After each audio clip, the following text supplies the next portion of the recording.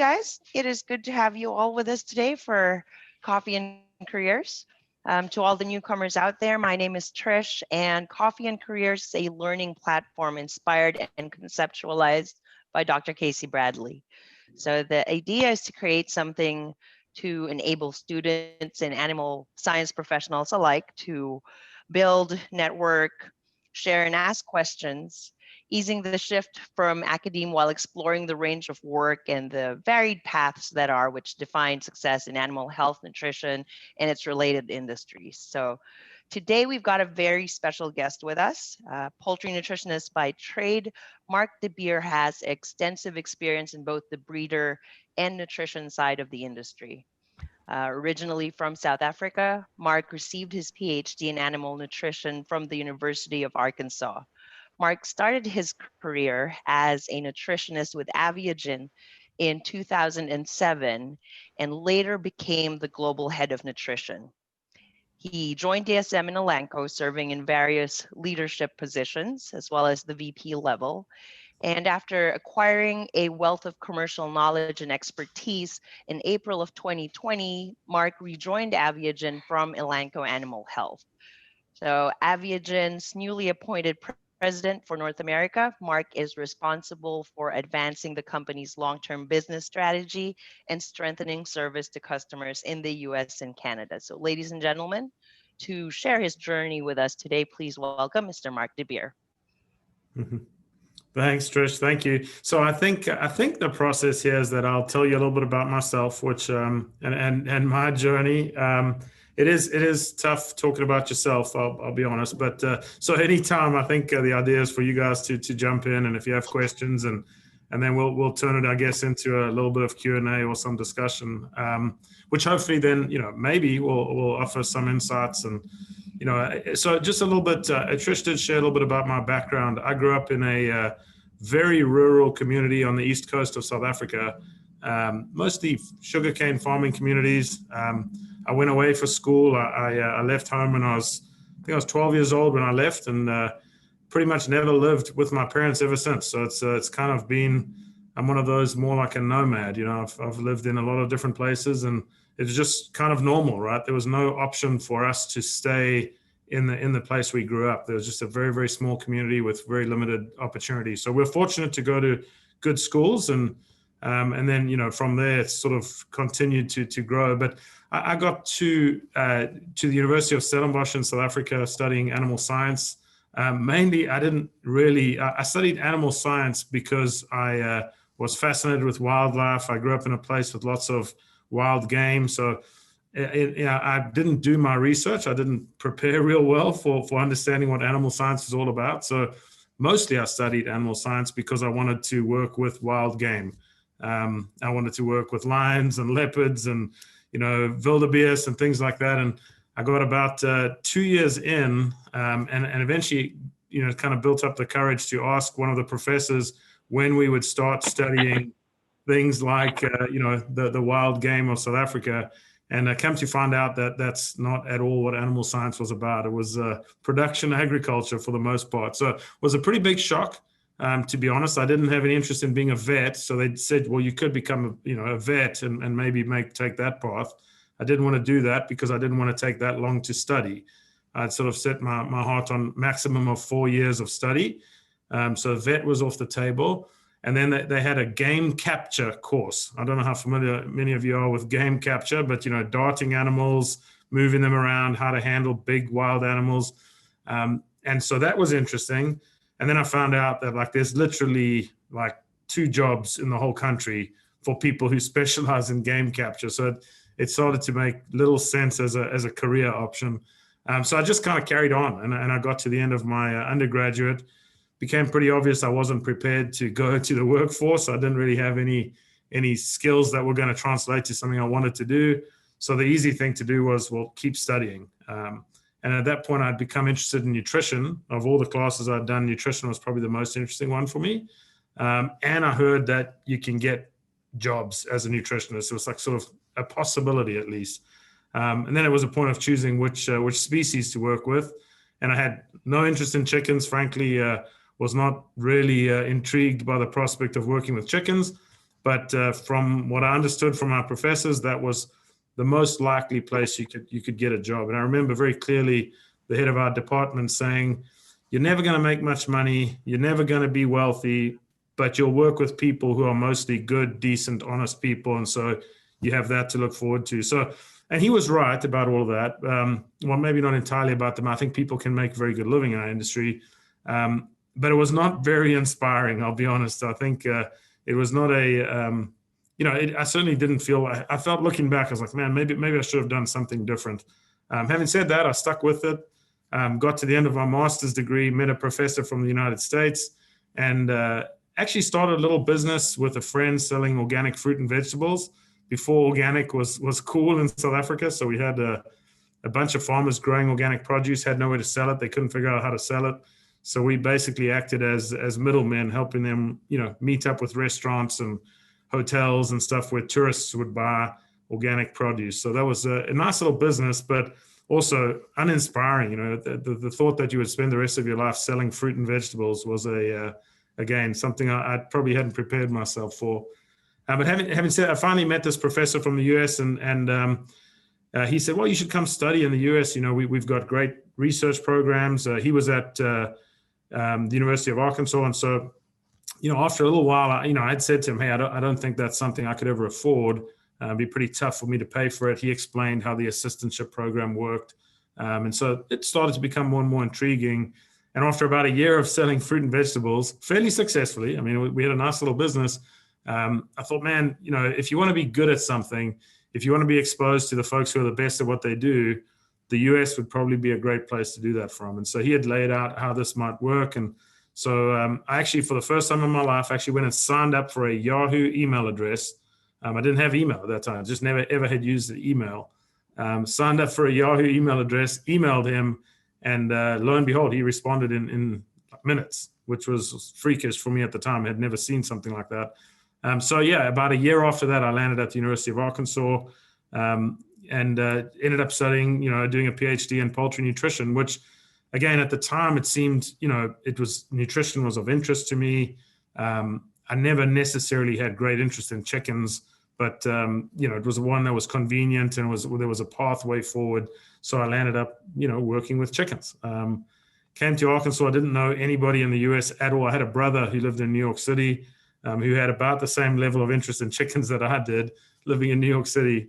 And so, yeah, it just, took me a while to settle in and get to know people. Tough to build a network when, you're not really part of the industry. You don't necessarily have a history in poultry. And so it took me a while, but, once I got to the end of my degree, I was pretty fortunate. I got a chance to meet some folks at Avigen. Happened to be a South African guy here at the time, so him and I developed a bit of a connection.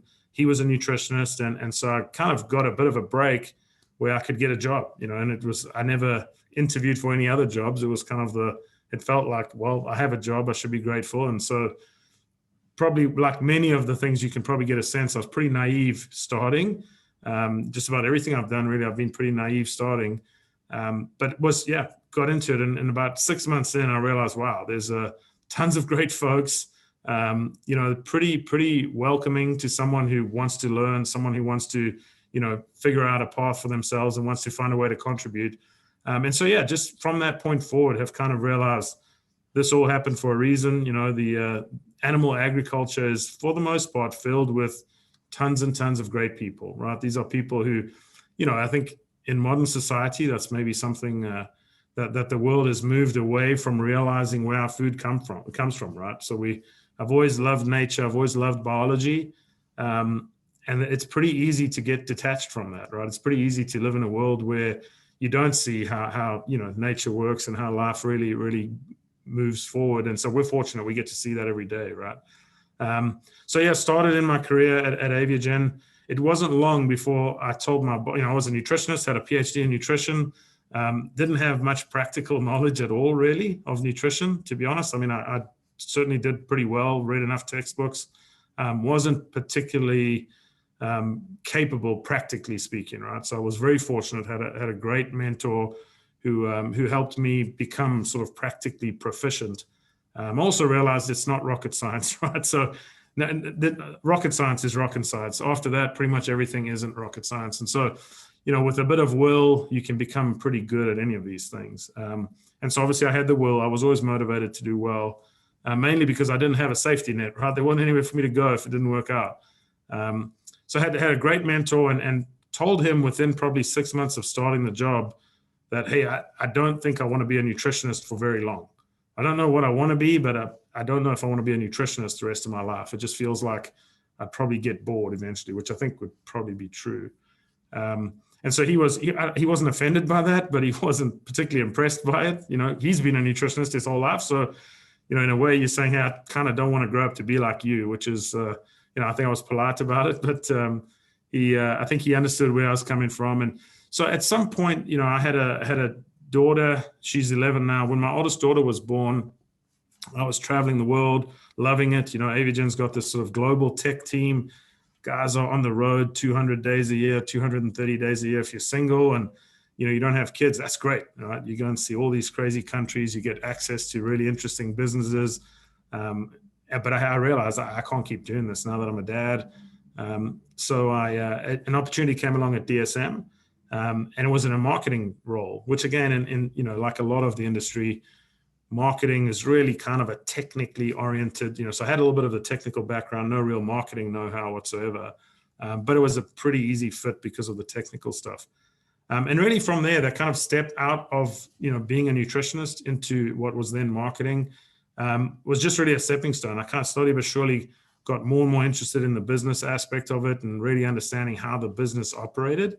I felt like nutrition was really critical, but it occupied a part of the business that you were somehow detached from the other elements of the business. So I was very interested to learn more, right? I was, unsatisfied and wanted to learn more. And so DSM afforded me that opportunity. And then, my boss, which is unfortunately has proven to be a consistent pattern. Either my boss quits or retires fairly soon after I arrive. So I typically warn my new bosses that, they might have, their days are numbered if history is anything to go by. So my boss retired. Him and I developed a great relationship. He retired and he recommended me to take over as the business leader for DSM in North America.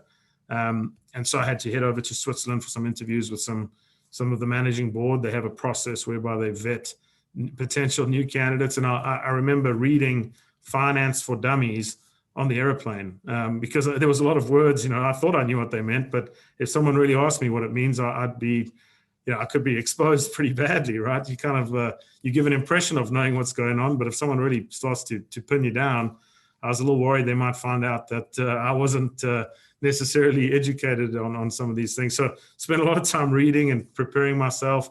And in the end, yeah, I was fortunate and they gave me that shot and we were lucky. I think at DSM, we had a tough time for a number of years. Prices weren't going in our favor.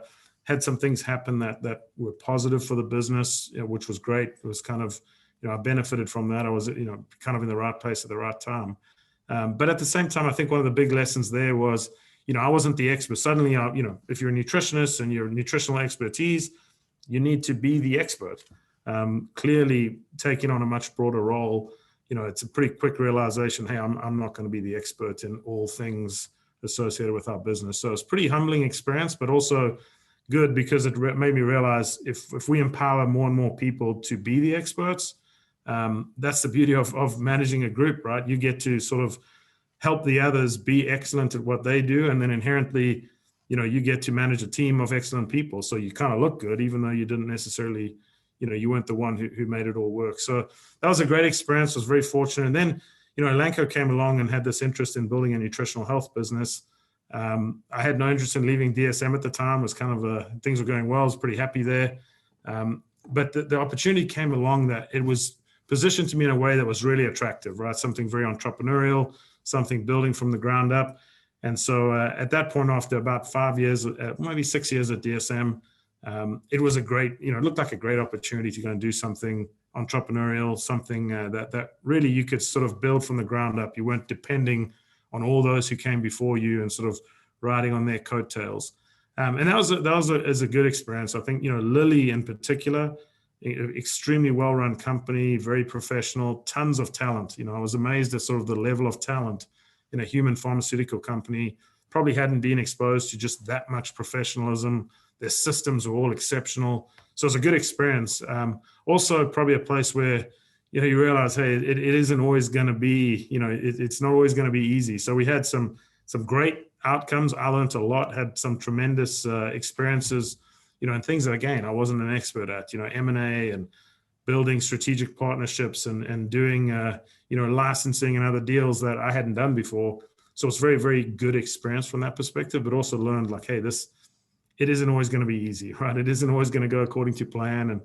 And then, the beginning of this year, Elanco became independent of Lilly, became publicly traded. That was a great experience, kind of watching the company go through that, becoming independent, becoming a publicly traded company, with all the pros and cons that come with it, right? That's not it's not always the easiest thing in the world to manage, right? Where you suddenly are exposed to an investor community who really is not emotionally tied to your business. They are just simply expecting returns. And so, managing through that was a good, of course, I wasn't at the head of the company, but I was, more senior, was able to kind of, see how that works and understand some of the pros and cons of that. And, global operations and how we structure them and how we keep accountability clear. One of the things I've learned is when you detach accountability and authority, so you're responsible for it, but you don't have authority to make the decisions. In my sort of brief professional career, I would say that is the biggest source of frustration I've seen in employees, is when they're accountable, but they don't have authority. And I think as you get bigger, more global, more complex, you've got different product lines, maybe you're servicing different species, geographies, it's really easy to allow that disconnect to happen. And I think the biggest challenges I've seen in business is when that happens. And then it manifests as bad engagement, cultural challenges within a company. So definitely had some lessons on that. But then this opportunity came along at Avigen. I've always loved the company, right? I loved what the business stood for. I loved the culture of the company. It's got a very family-oriented atmosphere, very committed to R&D. The company's very committed to progress. And so just a nice fit, it's kind of one of those things where it's like, okay, you've sort of made a change. I'm reluctant to make more changes. I think at some point in your career, you don't want to bounce around too much, right? This will be my fourth company, although one of them I've been here twice. But yeah, it's some of the big lessons I guess I've learned is empowering people. My technical know-how is it's not meaningless, and I don't want to imply that it's not important. But at this point, I've realized, none of my technical know-how is of much significance or much importance if you can't engage with people, if you can't help to build relationships and help empower people to feel confident that they can bring value. So I'd say my biggest contributions to any company is really just empowering other people, right? Which a lot of it, I mean, people will tell you chickens are relatively easy, right? The biology typically doesn't lie. They respond how they're supposed to respond. They do what they're supposed to do. We mess up frequently, and they unfortunately pay the price. But people are a little more unpredictable, right? And fundamentally, people have pretty basic needs. Whether you're in South Africa, Thailand, Russia, the United States, most people just want to be valued, right? They want to know that they're contributing something of value, and they want to, have opportunity. And opportunity is different for, what I think is opportunity might be different from someone else. But valuing people, I think, is as companies get bigger, more corporate, feel pressure from investors, ownership. That's probably the easiest thing to forget is, the value that people bring. And you don't exist as a company without the people that make it up. So I think that's, my biggest learning. And I think with, you can look, LinkedIn is a perfect place to look, right? Every company touts how incredible their culture is and just all the wonderful stuff they're doing and their social responsibility and corporately, all the wonderful stuff they're doing. And, I don't want to be a cynic and say that it isn't all real. But the people will tell you pretty quick, right? And they don't have to say it verbally. You can watch them and see how they behave and see the way they treat their company.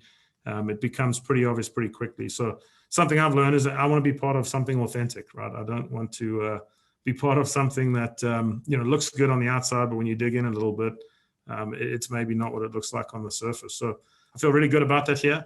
We aren't the flashiest, we aren't the most vocal, probably not as as public as a lot of others with some of the things we do, but there's truly a family atmosphere. People work hard, right? Very accountable, but it's a culture of we win together, we lose together. And, over time I've learned that I like that, right? I like that place. I like being in a part of a company that works like that. So I don't know, that's kind of a little bit of my journey. I've got some, lessons I've learned along the way, but I don't know, Casey, is that a good time to kind of stop and see if there's any questions or discussion? Yes, definitely. And I appreciate hearing your story from your point of view versus somebody on the outside. So in case most of you didn't know, Mark and I were classmates, 16, 18 years ago now. Yeah. So, but I think one of the good questions and the main points that stuck out and into the discussion was, how do you lead without authority? Because as technical service managers in those types of nutritional roles, we have a lot of roles to where we wear a lot of hats, but we have very limited authority. And how do you lead and how do you manage that? Yeah, it's a good question, and it's difficult, right? I don't, I'll have an answer. It might not be the answer. When I joined Elanco, it was probably the time in my career where I felt most, I struggled most with where you've got, responsibility in career and a team in career who doesn't feel accountable to you at all, or anyway, name the country.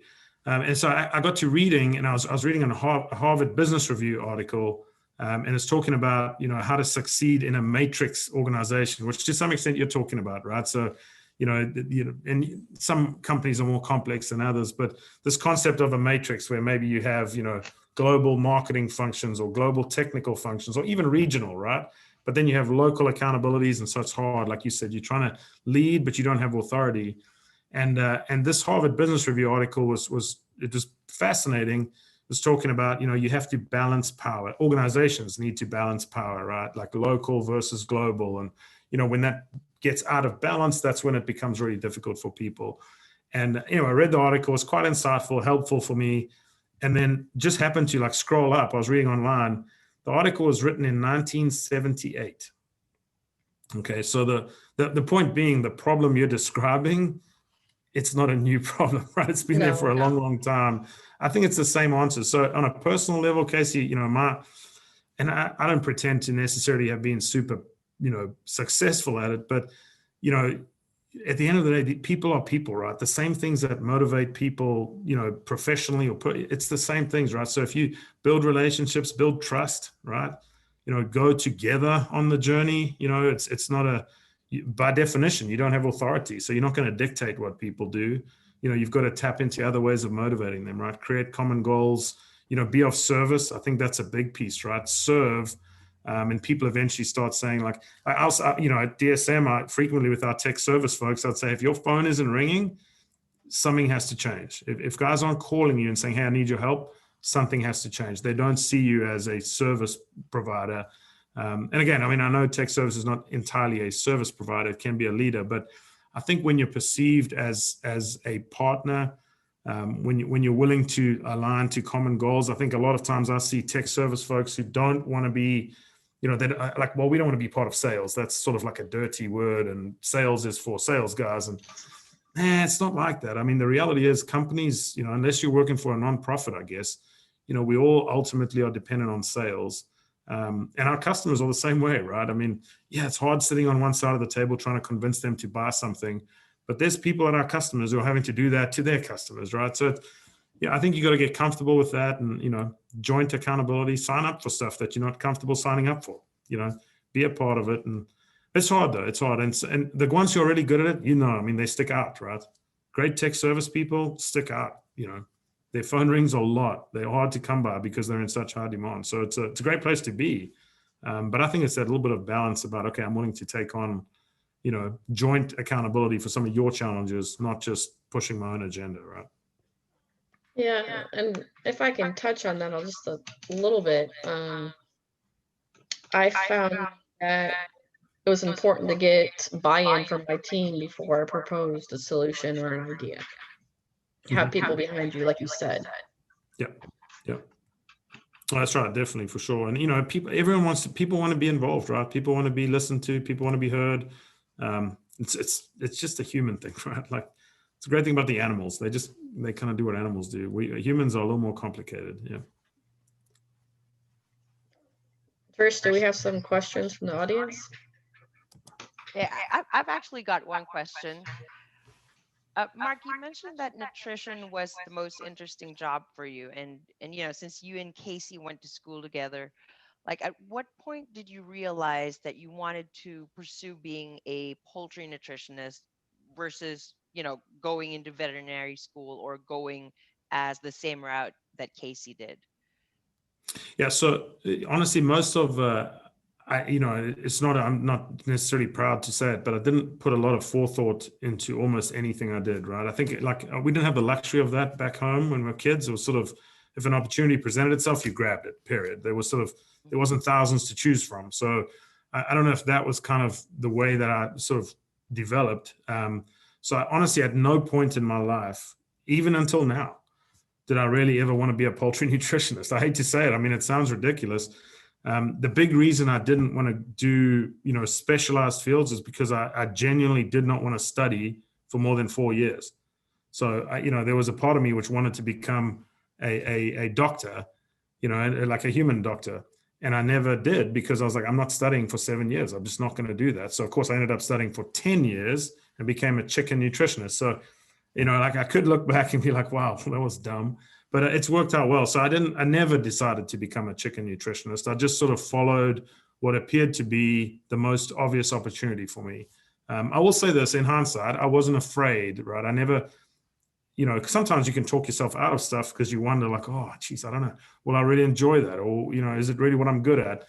I wasn't afraid of it not working out. I didn't, again, probably mostly by not thinking about it. So which I don't know if that you can go on any kind of advice from that. It's kind of like, oh, well, just take whatever life throws at you. I don't think it was that random.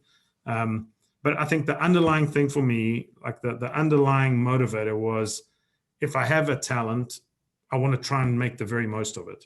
I didn't necessarily know how, I didn't know what field it would be in, but I knew selling fruit and vegetables, I could probably have made pretty good money doing that. But I was like, I think I can do more. I think I could do something more meaningful. And then leaving South Africa was a really big thing for me and I love South Africa. I never left. A lot of people left because they feared the political environment, that we have a lot of crime. There's lots of reasons to leave. None of that was my motivator.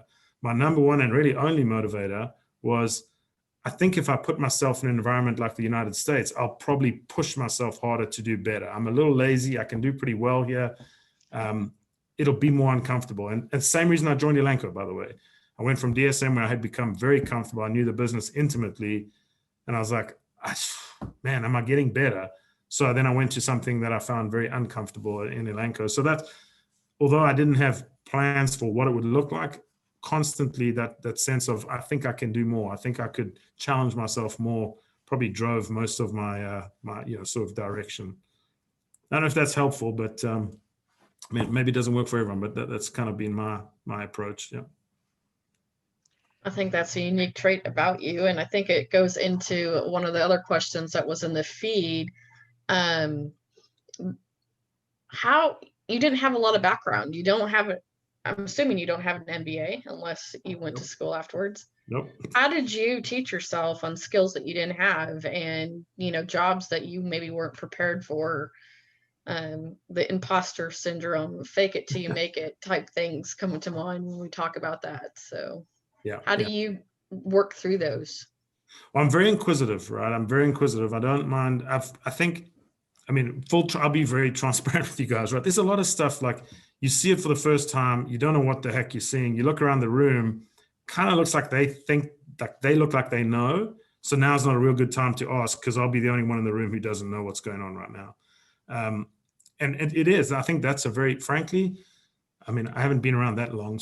But my belief is there is a lot of that where people are like, I don't really know. And I don't think now's a good time to ask because I don't want to look bad. So I'll be honest. I think I've found some pretty clever ways to find out without, I'm just like everyone else. I don't want to be like the ignorant one in the room. I don't want to be the one who doesn't know what's going on, but I'm also not comfortable, because that's the truth, right? I'm not comfortable leaving it there because I don't want to stay the guy who doesn't know what's going on. So I found some pretty good ways of asking questions without looking dumb. everyone says, oh, there's no dumb questions. Well, yeah, they probably aren't, but people treat you like they are, right? Sometimes. And so that's what causes us not to want to ask the questions in certain forums. So, but I've always been very inquisitive, right? I also think I'm not afraid, like, every time I've been promoted, you sit in a room of people who've been there longer than you have, who presumably have a different, greater experience than you have. And they're all just regular folks, all of them. I'm pretty sure it doesn't really matter where you go in the world, what level you operate at a company, 99 times or 100 times out of 100, probably, when you get around that table, give yourself long enough and you realize they're just regular folks, just like the rest of us. Sure, there's lots of smart people and, there's probably people with insights you don't have, but when it comes down to it, they still have the same needs you have. They still have the same hopes you have. They're just regular folks. And I think that's, so, every time I've been intimidated many times, you get in a room and like, I don't think I'm smart enough to be in this room, or I don't think, I have the experience that the rest of these folks have. But yeah, it takes a little bit of courage, and I'm also okay admitting what I don't know. I mean, I came back to Avigen and everyone thinks, oh, well, you know what we do, right? You were here before. And I'm like, it turns out there's a lot of stuff I don't know what we do. But it's okay. And I think people, in a way that can also, leadership is about being authentic, right? And I think people, to some extent, the more vulnerable you are, the easier you make it for someone else to be vulnerable. And then they can learn just as quickly as you can, right? Because they realize, it's okay not to be the expert. I got some questions. And all of a sudden they start to get engaged. They start to get encouraged. And it builds on itself. So I don't know if that answers the question, but I guess just not being afraid to be, the weakest link for a little while, but then being determined not to be for long, right? No, I never knew that you weren't the expert in the room or didn't know what you're talking about, so you hide it well. Well, it happens all the time, right? I think chances are yeah. a lot of other people are doing the same thing. I don't want to pretend I'm like faking it entirely, right? But I mean, well, sometimes you have to fake it till you make it. How do you do something for the first time ever? I mean, yeah, there's a first time, right? You haven't. Yeah. So, yeah.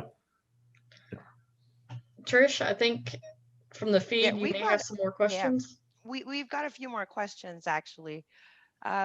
Another question, Mark, was, it seems that most of the times that you got into a position or didn't have strong knowledge, you got training, or again, you mentioned that you had a very good mentor. Do you have any advice for what are some of the other things that students or, people looking to start in the industry could do in order for them to succeed? Yeah. Well, I mean, you mentioned the mentor thing, right? So there's several people throughout my career who, you build trust. They see, like, you're going to work hard, you're going to be honest, you're going to try for the very best, but you need their help, right? And I think people actually like that. Mentors like that, like, oh, you want my help, great, and you're going to bring, what you bring to the table, but you want my help. And so I've been pretty fortunate, through every stage of my career. Really, there's one or two or three people who, when you do encounter something you haven't seen before, or you don't have confidence that you know the right path. And you still don't always know the right path, obviously, but being able to go to those guys or girls and say, hey, I don't know, can you help me here? Like, this is the situation. What do you think? And it's pretty powerful, right? So you build relationships that way. And I'll say this, all of those mentors, although they all work somewhere else or are retired, several of them are retired, I'm still in contact with them all the time. So, and partly because we've built friendships, and also because I love picking their brain, right? And they get a lot out of it too. So I think that's a big one, right? Building trust and relationships that you can tap into, someone else's knowledge. You don't have to make all the mistakes they made if you're willing to listen, right? So that'd be a big one, I think. And I've had, when I was at DSM, we had they had a person they appointed as like they do an external coach, was a lady who used to be a marketing person at Bayer. I think she was the chief marketing officer at Bayer years ago. And, she also kind of challenged me, right? So somewhere along the line, it's nice to have people who will challenge you as well and say, well, yeah, okay, you've been successful to some extent in your little world. Why aren't you pushing harder? Why aren't you looking for different things? Have you challenged yourself? So she was great like that, where she had some things where, she highlighted things where I became comfortable, and she said, well, I think you need to get uncomfortable. Why do you always go to the same people for advice? You're one of them, right? So you're likely to answer questions in the same way they do. Why don't you go to some really different people for advice? And of course, then people help you network. And yeah, there's a lot of ways to skin a cat, right? And so we tend to surround ourselves with people who look and think a lot like we do, which is a natural thing. I don't think it's a horrible thing. It's a pretty normal thing. It makes us feel comfortable, validates our thought processes, but trying to get uncomfortable, I think, is a big way to develop. And I would say even nutrition or species, you can even take that further. We don't go beyond our own species for advice. Mm-hmm. Yep. And challenge yourself in more species, because you've led teams now with multiple species. Yep. And not just poultry. Yep, that's right. Yep. Chickens, pigs, cows, salmon, all of them. And don't really know that much about any one of them, right? But again, the people are the same no matter where you go. That's the one consistent thing. The people are the same. Yeah. But you know who to reach out to, phone a friend. So Yep. That's right. Trish? I've actually got we've got another question here. And this really has to do more about choosing to come to the US and choosing to live and work in the US. Mm-hmm. I'd also like to acknowledge that Mr. Ed Seed from Farmgate is with us, and he's also South African. Yeah. As well as Tina Wang, who's from Asia. So in that sense, hi Ed. In that sense, I'd like to ask you guys, and this is from someone who's from the Netherlands, who's very curious about the American perspective. What made you guys choose to live and work in the US versus Europe or England or South Africa or the Middle East, for example? Yep. So Ed, hey Ed, by the way, how you doing? Hi, Mark. I don't know if someone else wants to. I definitely offer my perspective, but it'd be great maybe to hear from some of the other folks who've done the same thing. Right? All right. Well, I'll Can kick we off go on this ladies one. first? Oh, go ahead. There you go, yeah. I'll kick off. Mark, nice to see you, and good to hear your story. I didn't know as much detail, but I've had a similar sort of career path, starting in South Africa. Joined Elanco, then Roche, moved to Switzerland, was assigned to put on the international management development list. And in that first stop was Switzerland, where I had a role as a marketing manager in Africa, Middle East, Southern Asia. And then in '95, I got the first big opportunity, and that was to manage the European animal health business of Roche, which was a tremendous thing for me as a South African. And this was in the mid-90s.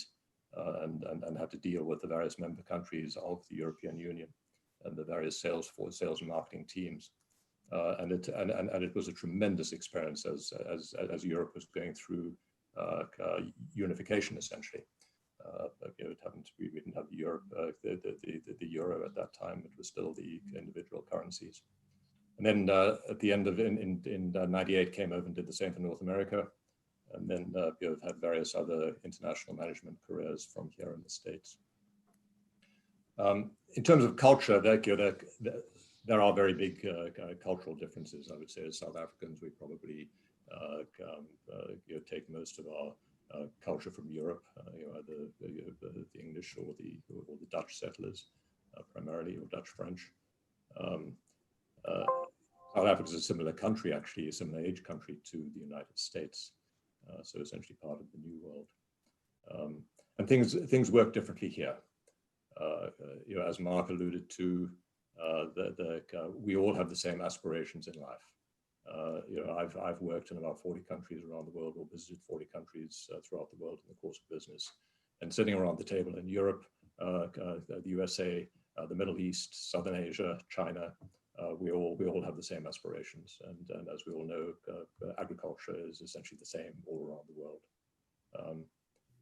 But there are cultural differences, and probably I can not want to be political, but I can say just look at the electoral process in the United States versus the same in any European member state.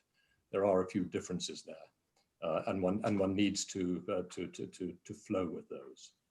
In that you can't sort of work sort of walk in as a European into an American marketplace or a team environment and expect that you can adopt what's worked in Europe to influence a team in the United States.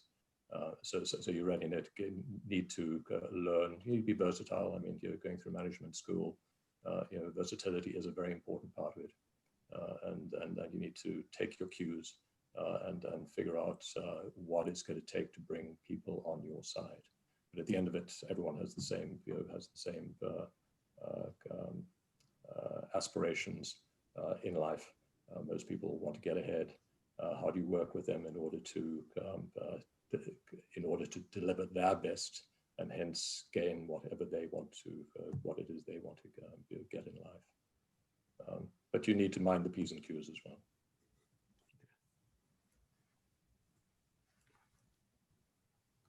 Was Tina, are you going to chip in there or? Yeah, sure. So, hi everyone. My name is Tina Wong. I am a poultry vet in training. So I came to US 7-8 years ago, similar to Mark, to went to the school here. I went to University of Georgia and I went to a specialized veterinarian training program. And I be frankly, at the beginning, I hate being here. The culture shock was a lot to me because I grew up in Taiwan, and as many of you guys may know, that our country, our culture is more conservative, or it's many perspective very different from here. And I came here with not very fluent English at the beginning, into a very competitive program. We only accept 2-3 students a year, so you can imagine how high the competition is. And I was really struggling at the beginning with the culture, with the living environment, with trying to finish school. And after I finished the school, I was struggling to find a job. To me, the biggest hurdle to me is the visa status. As many of you guys, if you from other country, there will be one thing you will have to face after you graduate. And that's the largest hurdle at the point in my life is a lot of company not willing to sponsor you the visa. And that's just the reality of life. However, through the process, even the challenge is very high during different time period in my life. At the beginning is language, then is trying to find a job here. During the process, the US culture is slowly changing my personality and also changing the way I'm thinking. And it's just a lot of fun for me to think about myself 8 years ago, totally different than who I am today. And I have adapted to this environment, this culture. And right now I really love it. I love US culture. I love the environment I'm living in. I love meeting the people I met here. And how I decided to stay here, to me, it's always the practical and reality here is where is the largest opportunity for me, because Taiwan is such a small market. Yes, I can go to work in other place of Asia. However, compared to US, I still found my best opportunity here. And another thing I would encourage everyone to think about who you are, because to me, looking at my path, I always think about what I like to do, what I think I would be happy, because I'm a vet. At the beginning, I had a family war because my dad is trying to force me to do small animal, and I have fight and fight and fight to try to become a poultry vet, because I know this is a living style I want. I don't want to just go to a practice every day, day after day. So you need to think about who you are, what you like to do, what kind of living environment. Another reason for me that I want to stay here, because in Asia, most of the country, they work overtime a lot. They work after hours during the weekend. I want a peaceful weekend time, and I really enjoy that to refresh my mind and give me some energy to face next week challenge. So that's how when you get into this environment, you try to experience. Every culture has its pros and cons. You just need to see what will your personality, or what you like more, or what you don't like, and then decide. And to me, the reality is always the deciding point there. Okay, where is the opportunity? Then I'm gonna go where. Hope my answer helped a little bit. Well, I like those comments from the standpoint of even working in a team that's multicultural. And I found that the most rewarding thing about my career, meeting people from all over the world. And everything you guys say is correct. We're all, at the end of the day, people have the same desires. We have families, we have hobbies, and you got to take down those cultural barriers, and the world is beautiful when you do, and the people are amazing. Right. Yeah, that's right. It's a big part of it comes down to listening, Casey. Just the ability to listen, right? The people will tell you, just be quiet for a little while. They'll tell you, actually listen, right? And then I'll be surprised how insightful you suddenly seem, but it's really just because you listen to them, right? Yep. And not just culturally, but across a lot of things, right? I think it's most people consider themselves good listeners. And they're more than happy to tell you that, right? And I think that's a big piece of being effective in teams, across cultures, moving from one species to another, moving from one function to another, is the ability to listen. I really think that's probably one of my biggest lessons. And I was terrible at it till it's probably been about almost 10 years ago now. I was in a course, pretty unique kind of a course, not your sort of conventional, corporate development type stuff. And where it became obvious to me that I was a bad listener, and you might not have thought that, but a lot of times we sit around and in our head is what's really going on while someone else is talking is like I'm formulating my next thought that I can spit out as soon as they're done, or maybe even before they're done, and that is not listening. So kind of taming your own thoughts is a pretty powerful tool, and it's a great way to learn, right? Because you're actually absorbing a lot more than what you're putting out all the time. So I think, maybe it's a slight change of topic, but functioning well in Europe versus the US or in Asia versus Latin America, people who are really good at it, I think are great listeners, right? That's quite I'd interesting. add one more that point. you They guys show had. respect as well. Mhm. Yes. Okay. So going from whether it's a technical or a field role or executive, just the last decade, you see things from a different perspective now.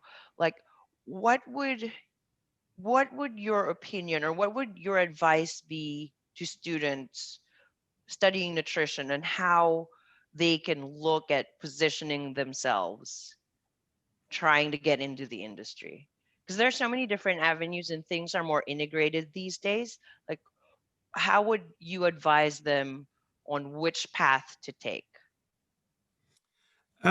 Well, I think actually Tina probably said something really valuable in response to that question would be knowing yourself, right? Know yourself. I mean, my journey is just my journey. It's to some extent, maybe I can learn something, someone else can learn something from it, but it's my journey, right? I think not everyone wants to do that. And I think it's easy to get caught up in a title or in a salary and I got to say, those things are not fulfilling at all, right? They're not fulfilling. I mean, I feel very fulfilled in my career, but it's not because of having a title or because it's fundamentally around relationships that I've built that I value very greatly, around the ability to contribute to a cause that's meaningful. So I think, my advice would be, you don't have to look like anyone else, right? You have to look like you. If you want to be fulfilled, I mean, I don't think we walk around on earth to become the president of a company or to become, each person has a purpose. Each person has has a personality. I think the most important thing is be sure you know who you are and be real comfortable with that. And then pursue things that you're able to contribute and that give you fulfillment, right? I think, there's lots of people on the phone here. Each one of them is special and unique in their own way. Tap into that and be you and follow the journey that is right for you, right? If that happens to be expanding beyond nutrition, cool. And if not, I mean, some of the people who've had really, really meaningful impacts have done the same thing for a long, long time. And they've had huge impacts. I can't remember what I was reading. I think, insight from me that recently that I've kind of had a realization is, when you look at problems and you see or opportunities, and there's like a very broad range, and there's lots of things going on, it's hard to make a meaningful impact when you're taking on 12 things at once, right? I actually thought we have, I'll share a personal story here. We have a hatchery in Quitman, Georgia. And I don't know if, many of you know Quitman, Georgia, South Georgia. It's a very depressed community, got a long history of segregation, some pretty ugly history down there in South Georgia. We have a hatchery there. And it's a difficult place to operate from. Logistically, it's great. But from a personnel perspective and just culturally, it's really hard. And so we spent a lot of time down there recently, and you realize, like, we're not trying to solve hatchery problems, we're trying to solve people problems. And not understanding those people is a big part of why we've been unsuccessful. And on a personal level, I think we all want to make a difference in the world or do something that helps someone else. And a big part of what I realized after that trip, and it's been on my mind for a while, is, you don't change the world like starting with a worldview. Like, you change, and I'm not pretending I'm going to change the world by any means, but like, do something little for someone that makes a difference. And maybe it grows, maybe it doesn't, but you had a meaningful impact in a place, right? I think a lot of our college grads, it's hard, it's confusing, because you're told, like, you can do anything. The world's your oyster. Well, the truth is, you can do anything, but you can't do everything. Right. And I think that some of the best advice I had is, yeah, we can do anything, but we can't do everything. Like, sometimes a bit of focus is a very powerful thing, right? You can make a meaningful difference in a narrow space, and that opens the next door. So I think that, for me, that's probably something I'm learning now. And it's probably had a pretty big impact on me, as saying, like, hey, I think actually I need to start smaller, not bigger. Which, is maybe a counterintuitive insight, but for me, it feels pretty relevant right now. Yep. Great points. I feel the same way. Honestly, my goal was to be a vice president like you, and thinking that's the only way I can make an impact. And having a family's changed that to say, I need to refocus on my community and make an impact here in my family in a small way. I don't have to be a vice president to make an impact. Yeah, that's right. Well, absolutely not. Yeah. I mean, you can make a pretty bad impact as a vice president too, right? It's not all good. Yeah.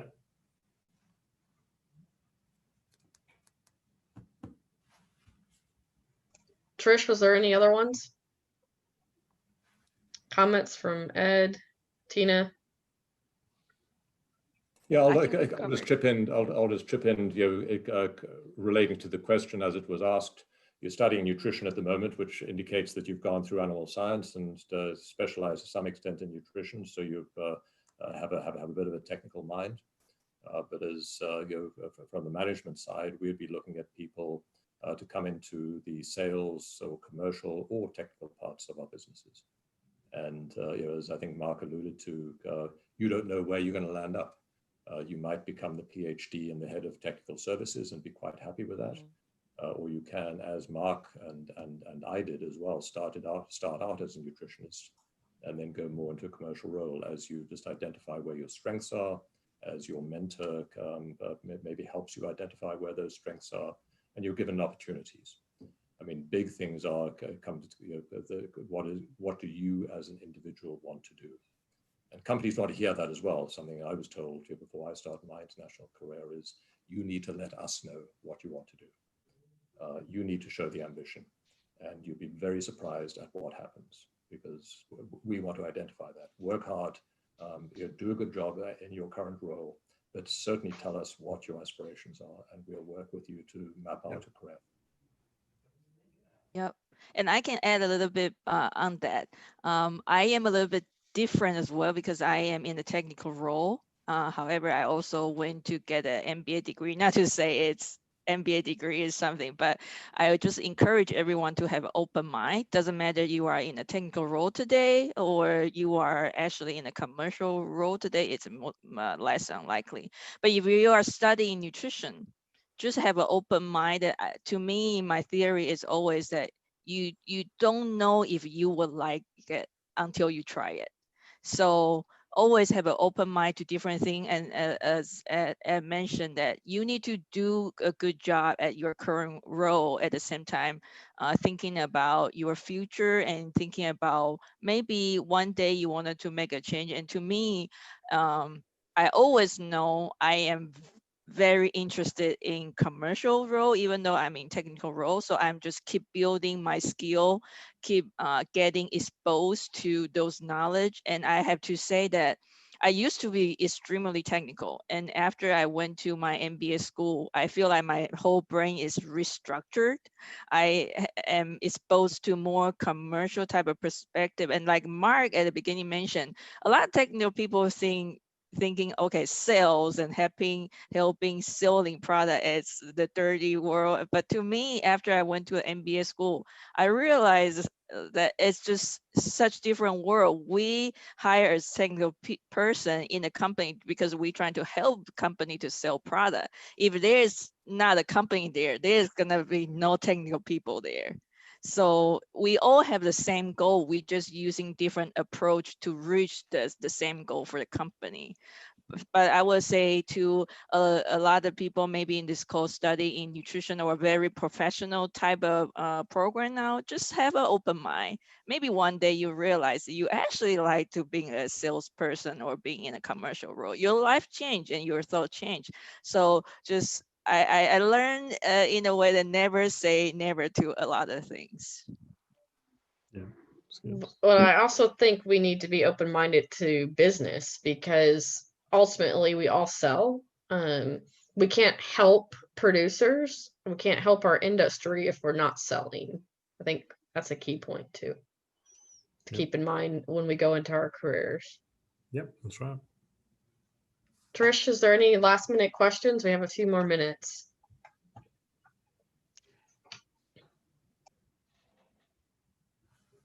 I think we've covered everything so far.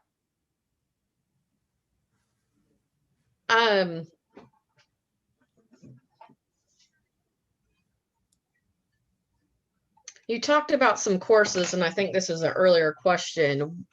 Are there some programs, mentor? I know DSM had mentor programs. Different companies I had did not have mentors. Are there certain programs out there today? You know, I took the Dale Carnegie program early in my career. Mhm. And I think it was questions besides books and having a good mentor internally in your companies. Is there other things that they can do to develop, I guess, more soft skills and leadership Yeah. skills? I think there's lots of good ones, right? So, you know, I mean, I'm sure every company has got connections with different, you know, different universities might have, you know, courses that they've connected with. Honestly, the one I've gained the most from is a very, very small, basically a one-man consultancy in the UK called Wentworth. So it's hard to recommend it to everyone because you'd have to fly over to the UK and spend a week with Andy, and he's got some pretty intense courses. But for me personally, and maybe less the recommendation on a specific course, but for me personally, the impact the course had on me, and it's a course only in the sense of, hey, it's a defined period of time with some help. There's no course work or structure really to it. It's a very unique kind of approach. So rather than recommend like the name of a course, the biggest value for me was, and it sounds kind of obscure, but it was learning about me. Like I never had, and not like, oh, I like this or I like that. No, you have a perspective on yourself. You have a set of perceptions that may or may not match what everyone else thinks, right? And so it sounds really, I mean, I know for some people are saying, well, geez, should I study, you know, A or B? I'm wanting more direct advice. The truth is, learning about yourself and understanding what motivates you. Some of the reasons, like you have triggers, like you react. Like for me, if I think something is not just, I'm liable to go flying off the handle. And it's like, why? You know, like, well, it's good to believe in justice, I guess, but why does that trigger you? And then some things which might be really shocking to someone else doesn't trigger me at all. Understanding that is pretty powerful, knowing that because in the end, you have to manage yourself a little bit, right? So, you know, when you talk about personal development, for me, that and may not be the same for everyone, but for me, that was the most, and it's been an ongoing learning ever since, really. I think that was the 10 years ago that I was talking about, where I suddenly realized, bam, getting to know yourself a little bit more and comfortable with yourself, understanding why you behave, why you feel the way you feel sometimes. Like, yeah, I'm angry right now. Why? Or I'm kind of sad. I don't want to admit I'm sad. Being sad stinks. So maybe I'll just act like I'm not sad. Things like that. Like, that's pretty powerful. You want to manage a team or really get the most of other people. They're going through the same stuff. So the more you understand yourself, the more you're able to understand them, get to know them, and ultimately connect with them. And then you get the best out of a team because people feel heard, they feel understood, and they feel passionate about making their teammates better. So yeah, things that can get you that knowledge, for me, that was very powerful. So a little bit unconventional, but very, very powerful. Yeah. Well, if there's not any last minute questions, we've run out of time. I appreciate it, Mark. Means a lot to have you on here, and some great advice. Thanks, Ed and Tina, as well. Really great advice, and hope you enjoyed it. Our next session will be, I think, on December 4th with Bree Clover. We'll be talking about diversity, and so we'll probably continue some of these discussions around working with different cultures and different people, and how to adapt to that. So thanks for your time, and everybody have a great weekend. Thanks, Casey. Thanks, folks. Take care. Thank you all. Thanks, Yeah, Ron. I know. guys. Have a